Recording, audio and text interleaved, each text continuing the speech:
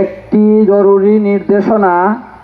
এত দ্বারা সর্বসাধারণের অবগতির জন্য জানানো যাচ্ছে যে জাফলং 0 পয়েন্ট পর্যটন থেকে অবৈধভাবে উত্তোলিত পাথর ক্রাশিং মিল কিংবা কারো বাড়িতে অথবা অন্য কোনো জায়গায় কারো হেফাজতে থাকলে আগামী 26 আগস্ট 2025 তারিখ মঙ্গলবার বিকাল 5 ঘটিকার মধ্যে বল্লাঘাট মসজিদের নিচে নদীর পাড়ে নিজ উদ্যোগে ফেরত পাঠানোর জন্য জেলা প্রশাসন সিলেট কর্তৃক নির্দেশনা জারি করা হয়েছে। অন্যথায় পাথর অবৈধভাবে ক্রয় বিক্রয় সংরক্ষণ এবং পরিবহনে দায়ী ব্যক্তিদের বিরুদ্ধে কঠোর আইনানুগ ব্যবস্থা গ্রহণ করা হবে।